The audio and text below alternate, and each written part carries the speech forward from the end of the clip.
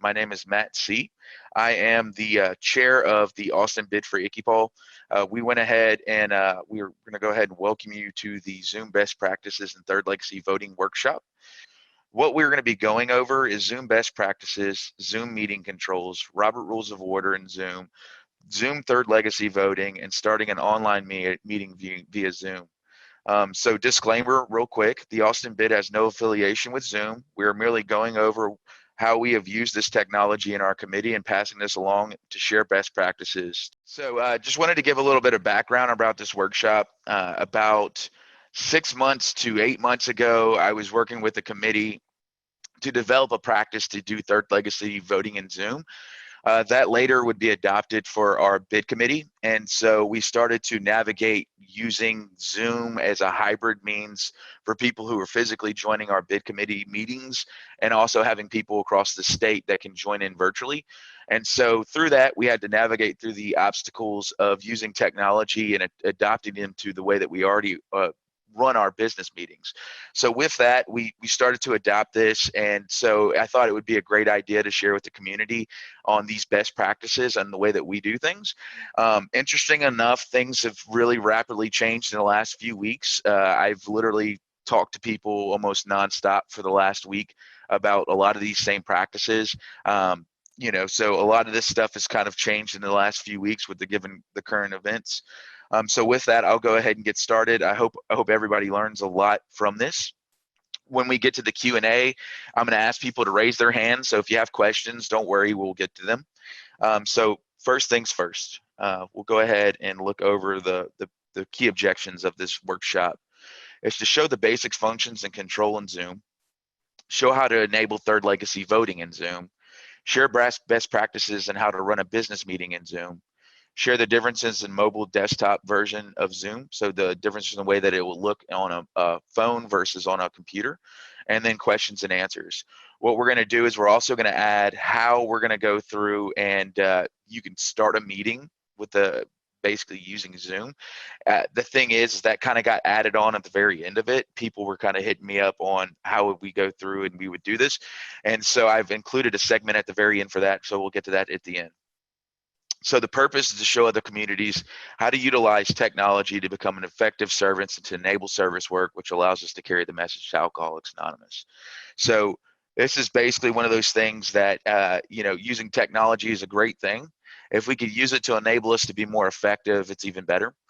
And so what I've seen in AA is that we're very slow to adopt technology, and there's not a whole lot out there as far as best practices using Facebook, best practices on using web conferencing.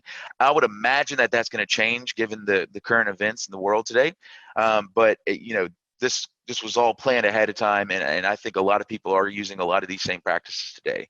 So quickly, the main objection that people see whenever they want to adopt technology and web conferencing for their business meetings is Robert's Rules of Order, which is the way that most committees run their business meetings.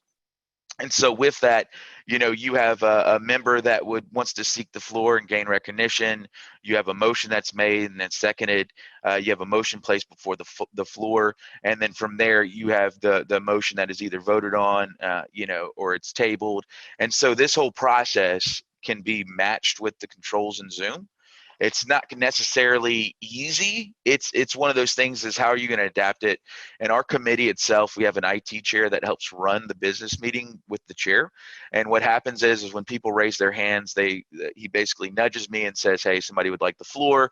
And I go in order of what's in the room and on Zoom. So it kind of goes in order like that. In the same way that, any chair would run a business meeting, I have to be able to go through and work with my IT chair who manages that. So you may run into those kind of difficulties applying this to your service committee. So what we'll do is we'll go ahead and get into controls. I'd like to go over some baseline controls in Zoom. If you don't know the controls, using this technology can be very, frustrating, and you just basically will throw your hands up and say that it doesn't work. So this is the desktop view of Zoom. So with that, we have several different controls. This is more of what it looks like whenever you're hosting a meeting. And so whenever you have this, you can invite people by email address. You can click this and it'll pop open a window. Let me go ahead and get my pointer out real quick. It was taken off. So this is the invite button where you can add people. in with the email address. This is manage participants. Whenever you click that, you can mute people. You can see raised hands if they raise their hands and lower them. Also, you can go ahead and see different functions. If somebody's being, disturbing in the meeting, you could actually remove them through the participant window. So there's different controls that we'll get to that as well.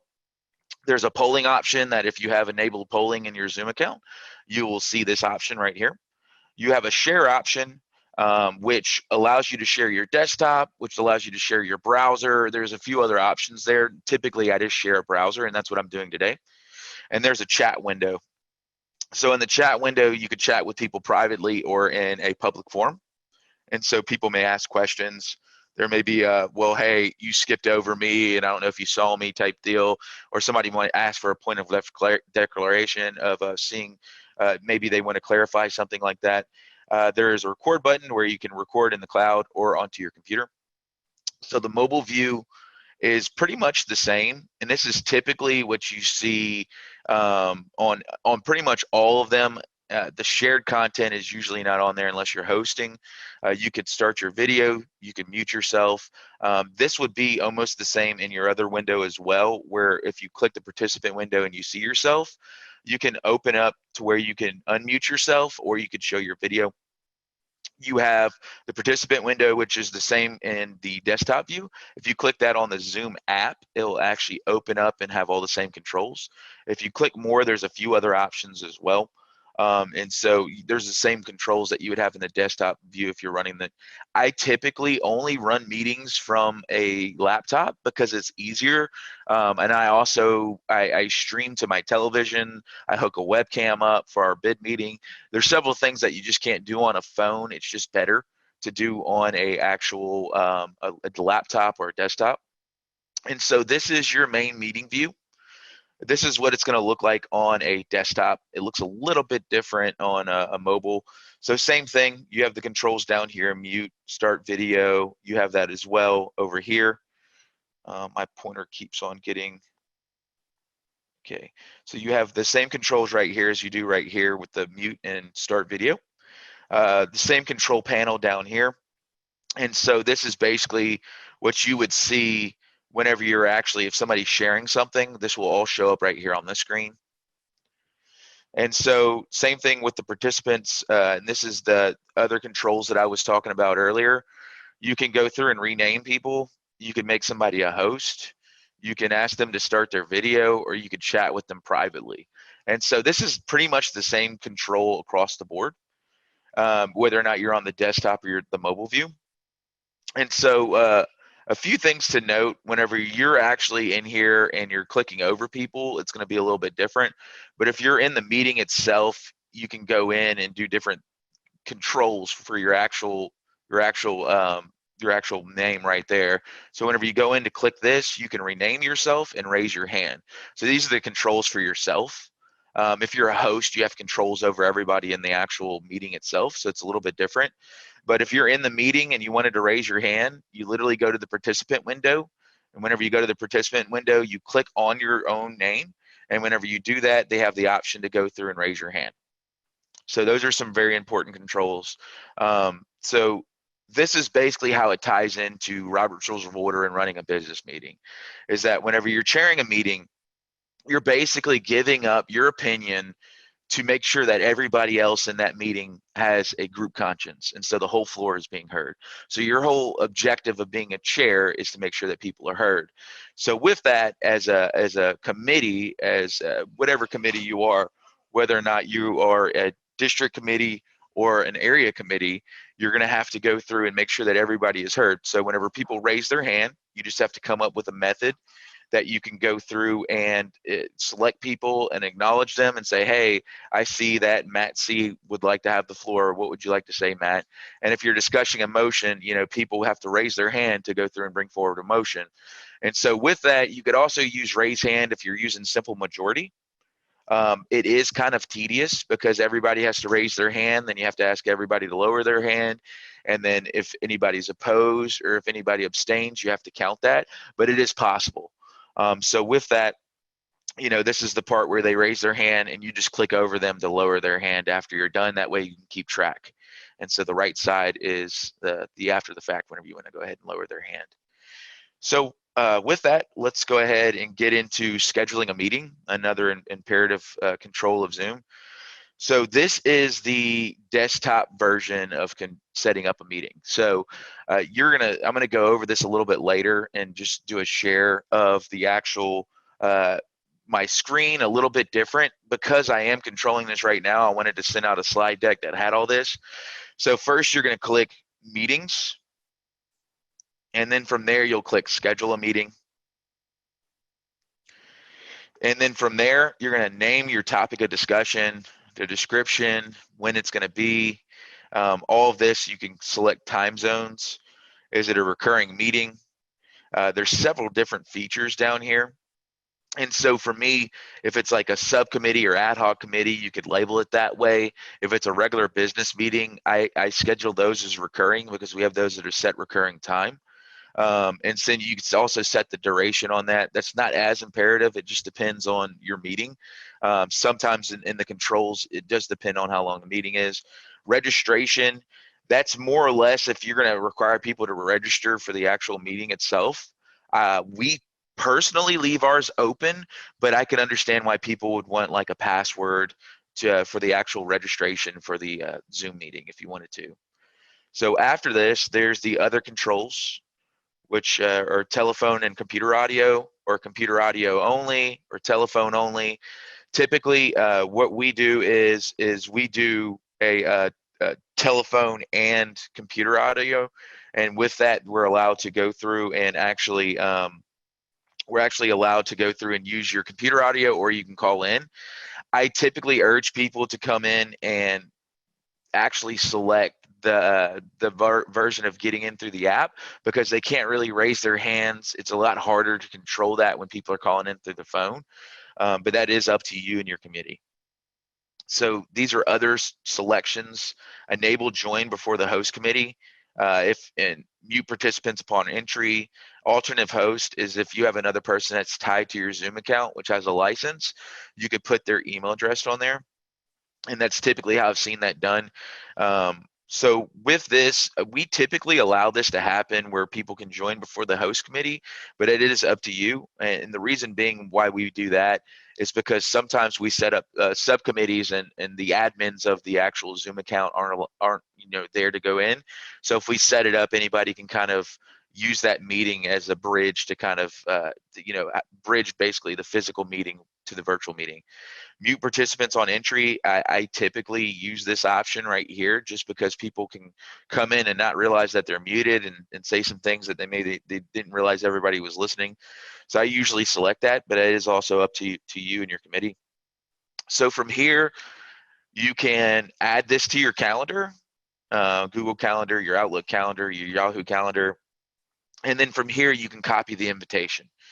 Whenever you copy the invitation, you could actually go through and get all of the call-in information, the Zoom link to actually get to the meeting.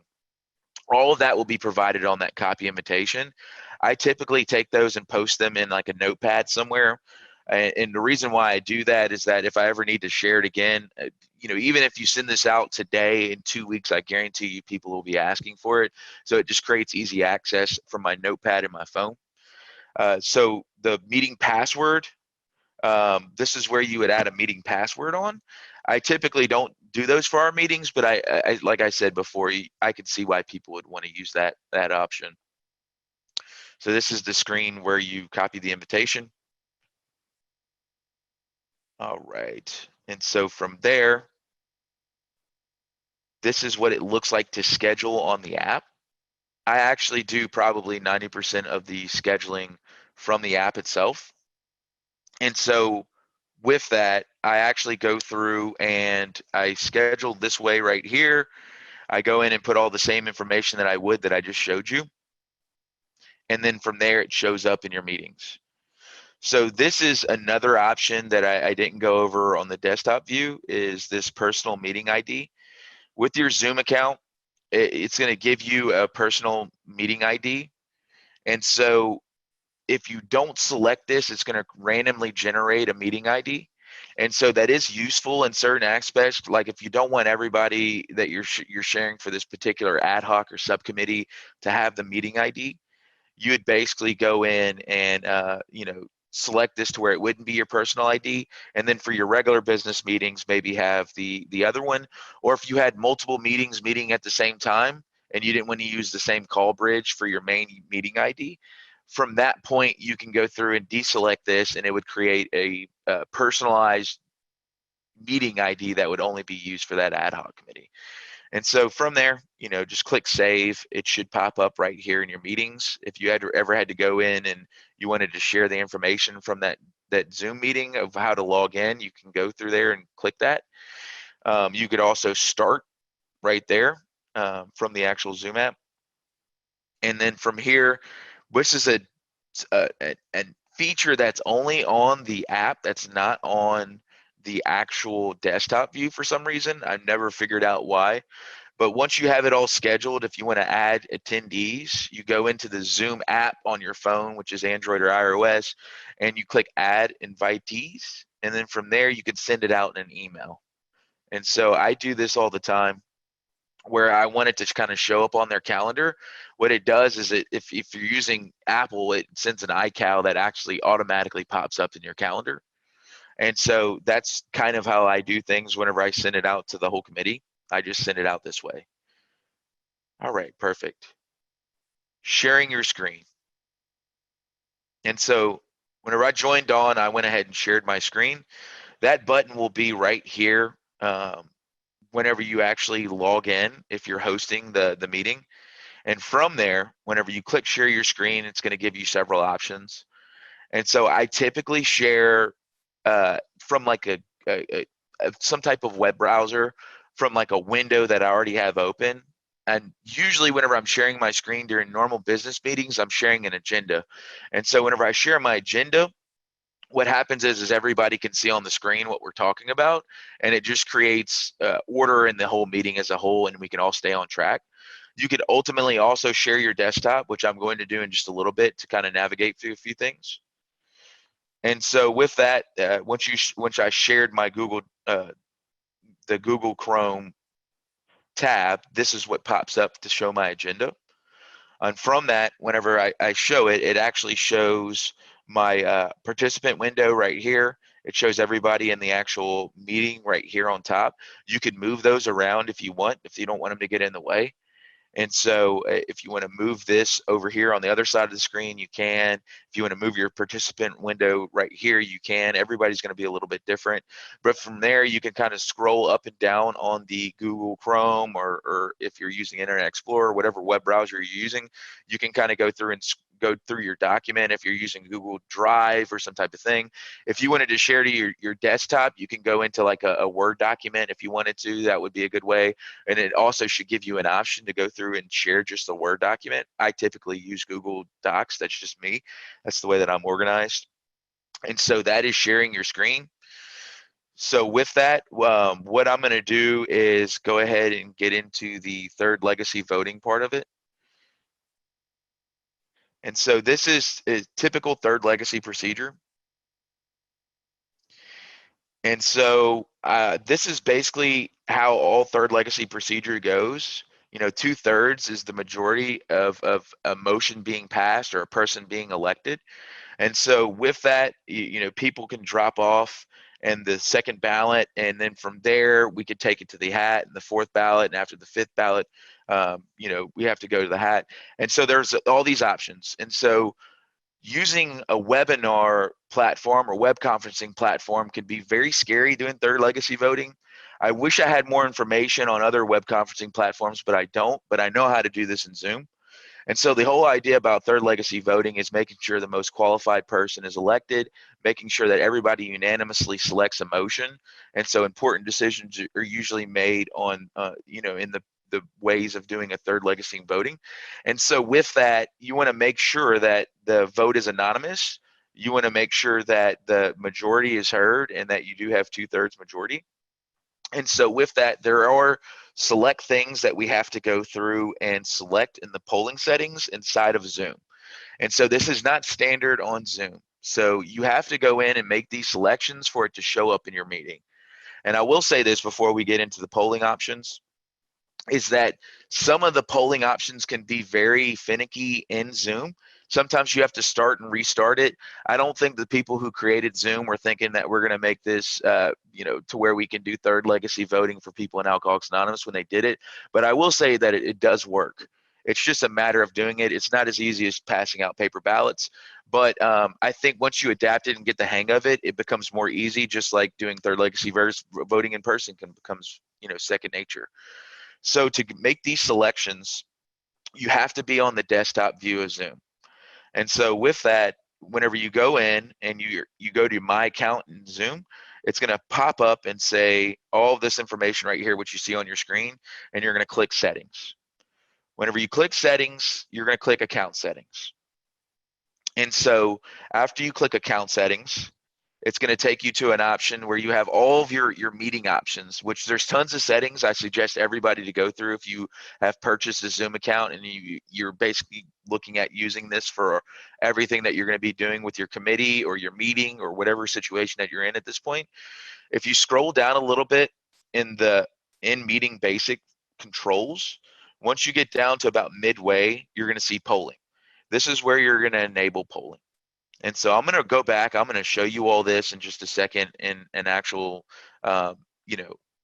demonstration whenever I share my desktop, because this is something that I want to make sure everybody understands and knows how to get to. And so from there, whenever you have a meeting that you've scheduled, under the meeting, after you have polling enabled, you're going to have the option to create polls. So this meeting right here has no polls created. So the cool thing about what I love about third legacy voting in Zoom is that once you do this, it actually shows you all of your polling options there. If you have a whole agenda that you have and these are the things that we're going to vote on and nothing else is going to make it to that agenda, you could set up everything before the meeting and then literally just get to the poll. And then I think that's a really cool option. Whereas whenever you're kind of setting this up the other way, it's not as easy as just doing it in person. But it is like pros and cons, that some things are easier and some things are harder. So after you do that, you're going to click add for your poll selection. This is the important part. And after you click add poll, it's going to ask for all the information for the poll. Anonymous. This is the selection that you want to select if you want third legacy voting. The whole idea behind it is that you don't want other people to see who people are voting for or motions that people are voting for, because you don't want it to sway people's vote. You want it to be an anonymous vote that is basically non-swayed in the group.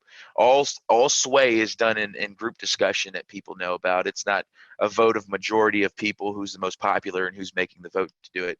And so this is anonymous right here. You're going to select this, and then from there you're going to enter in all of the information. What you're voting on, how many different options. And like I said, I'm going to go back into that in a second and show you, and we're actually going to do a demonstration. Whenever you do this, what happens is you could actually go in and select it this way as well. If you have polling enabled in your meeting, you can click poll and ask a question, which is another way to get to the poll versus the desktop view. But ultimately, it takes you back to the desktop version of Zoom, where you go in and you add all of these options. So this is basically the same screen that we were just on. I've entered in test, answer A or B, and then I've entered in A and B. And then these are all the selections that I need. I hit single choice, so it's not multiple choice. It's not like a poll, hey, we're selecting multiple options here. It's only one person. And then from there, I hit save. And then after I do that, I'll have the polling option back into my Zoom meeting that's already logged in. And then from there, I'm going to click launch poll. And then whenever I click launch poll, it will give all the participants an option to vote. And like I said earlier, the issue with logging in with just a phone, if I'm dialing in the Zoom number, is you're not going to get these access to all these polling options. What's going to happen is you're going to kind of abstain from the vote, and that's why it's important that we're using a desktop, a laptop, or your smartphone logged into Zoom. And so from this option, a poll will pop up on the user's screen or on their Zoom meeting on their desktop or laptop. And then from there, they vote. And then you can click share results. And then whenever you share results, it will show up what the percentage is. And from that point, when you see the percentages, you can kind of go through third legacy voting. And after you go through, if they haven't had 2/3, you just enable another poll, and basically you follow third legacy procedure. It's pretty drag and drop and pretty simple. So I'm gonna do a quick demonstration real quick. I would like to stop for the Seventh Tradition. I'm gonna post something in the chat real quick. If you can donate, great. If you don't, that's fine too. No big deal. The Austin Bid for ICYPAA is self-supporting through all our contributions, which go to pay for things such as Zoom conferencing. I'm gonna post this in the chat. And if you'd like to donate or contribute, great, go ahead and contribute. From that, I'll go ahead and get to the Q&A portion of this.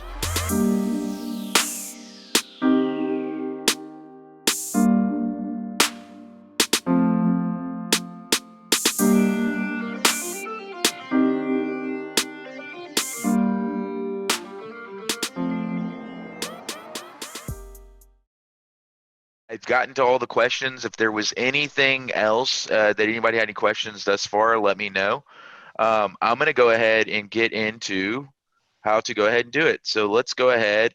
I'm going to do it this way. Can y'all all, if y'all all see my screen, just say yes in the chat real quick. Okay, perfect, cool. Up here, up top, it has polling.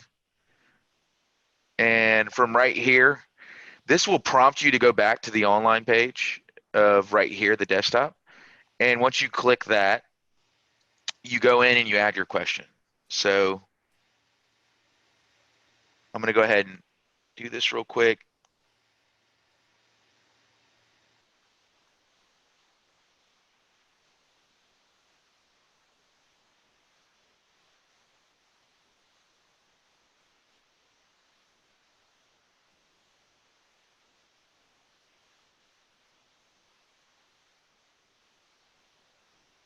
And so I'm just selecting one option.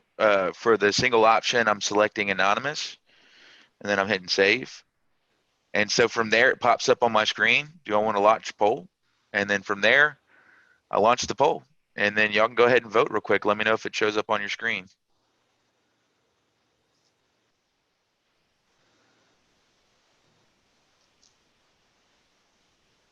And so you could also do it not anonymously and have people's names if you wanted to. The thing is that typically after the fact, you kind of want it, and it'll actually save the thing. And I'll just wait. Let's see. Got 75 of 97. I'll share the results once I'm done. I see somebody asking in the chat.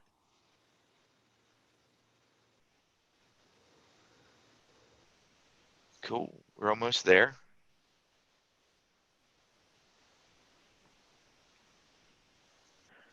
And so after I do that, I can click end and then share results, and the results should all be on your screen.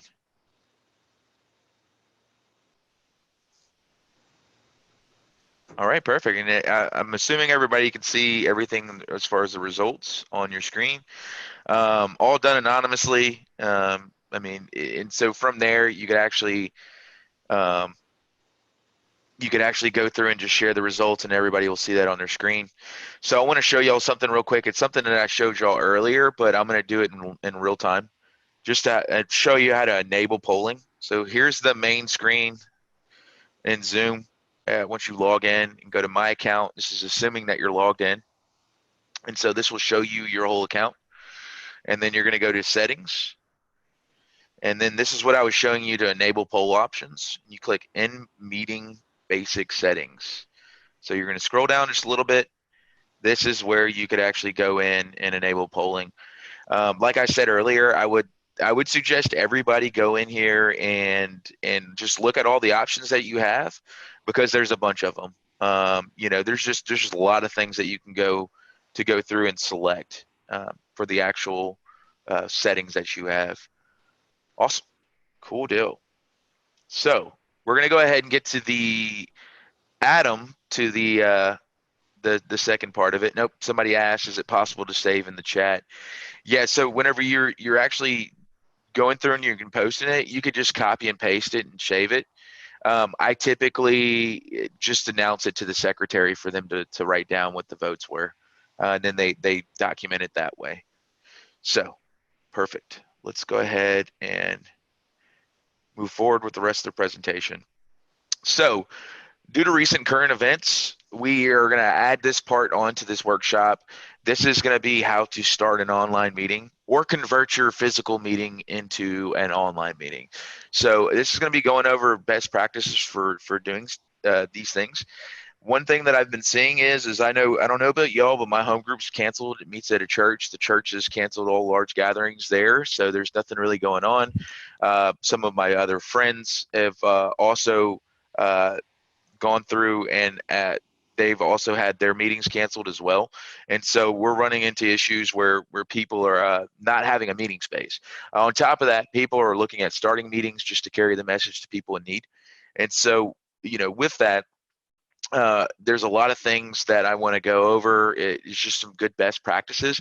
It took us like one meeting to set up an online meeting for our bid. We started one that meets on Tuesdays at 8:30 Central Standard Time. It's pretty simple. We came up with an online format that we took from another group that meets online. We already had a Zoom account. And then we set up a PayPal for the actual meeting itself, and then somebody actually had a Venmo that they're using for the actual account itself. And so then from there, we set up some best practices. And so I'm going to go over each one of these. One thing that I don't have a slide for is getting the PayPal and Venmo. PayPal's really easy to set up. I mean, just about anybody can go set one up with an email address unless you're banned from PayPal, which I've seen that happen too. So once you actually set up a PayPal, you can link it to your meetings bank account, and it's pretty easy. You could set up a PayPal Me the way that I did earlier, and it's a shareable link that people can just go in and pay. If they have a PayPal account, it's pretty easy. Venmo, you need a phone number to actually set up, and that poses very big obstacles to people who already have a Venmo account. We have converted somebody's Venmo account into the meetings Venmo account. I don't think that that's necessarily ideal, but it is kind of, you do what you got to do. Unless you want to go buy a phone plan for an actual Venmo account, that's the only way around it. You cannot use a Google voice number. You cannot use an IP voice number. It has to be a cellular number tied to an account like a AT&T, Verizon, Sprint, any of those. And it could be a prepaid phone number.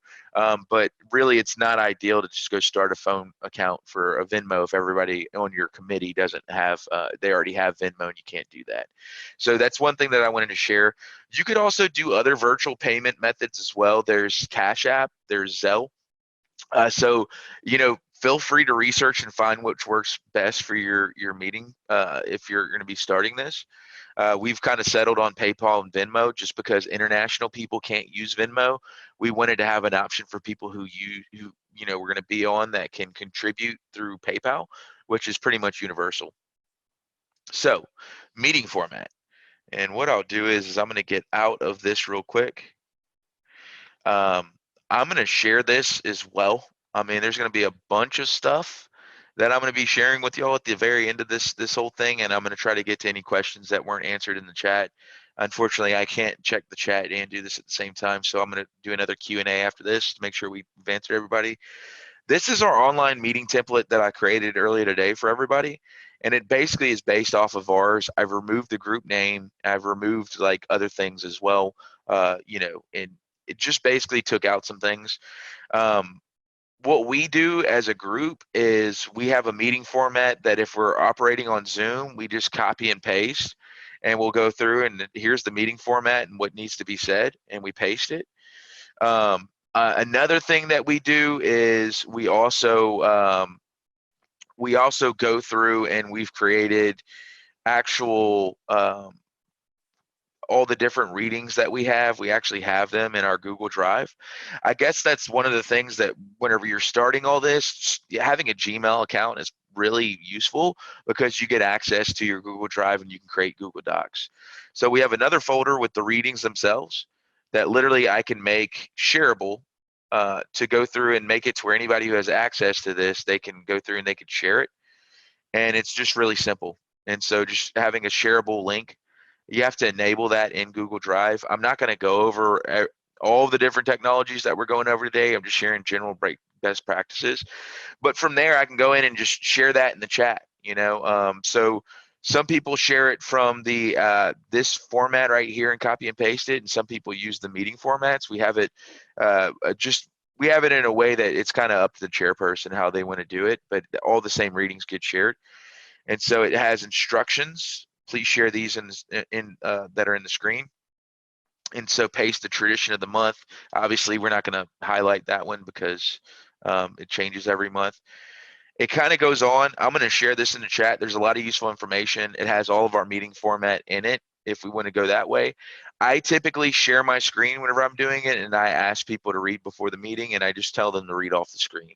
If not, I text them or shoot them in the chat the meeting format if they can't see it or whatever the case.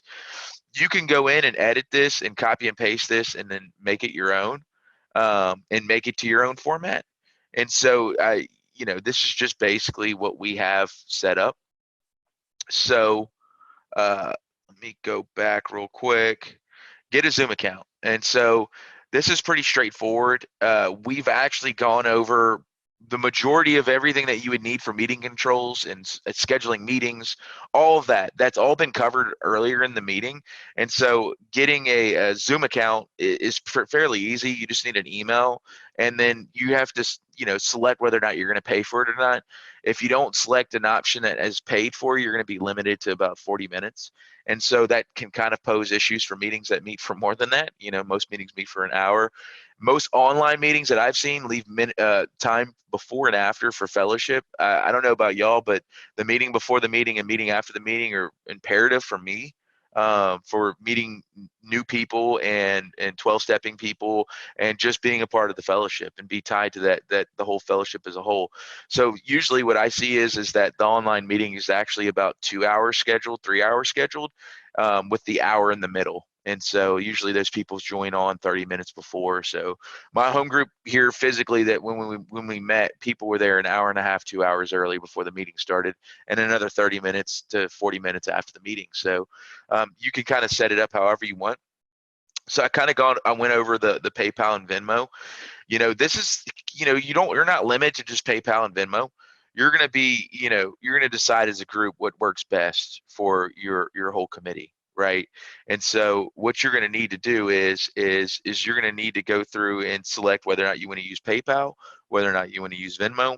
So there's a lot of different options for digital currency for people to contribute. So that's another thing that people kind of got hung up on about online meetings, is that they didn't realize that you could still be self-supporting if you do this. And people are moving more and more away from paper currency for meetings. So educate on best practices.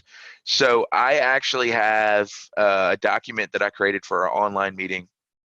It was how to operate a meeting, and I've included pertinent links in the actual document itself, and I've shared best practices on how to do that. And usually I'll get with the chair if they don't know how to operate Zoom and just get with them and explain, hey, what do you have questions on? This is kind of generally how it is. It's usually like a 10 to 15 minute conversation. It's pretty easy. And so it's pretty straightforward. You can tailor this however you want for your meeting. I know the physical home group that I have back home is very strict on the format. And so it's one of those things that you're going to want to set guidelines for. And so it is possible, to go through and set it up an operating model that works for your group.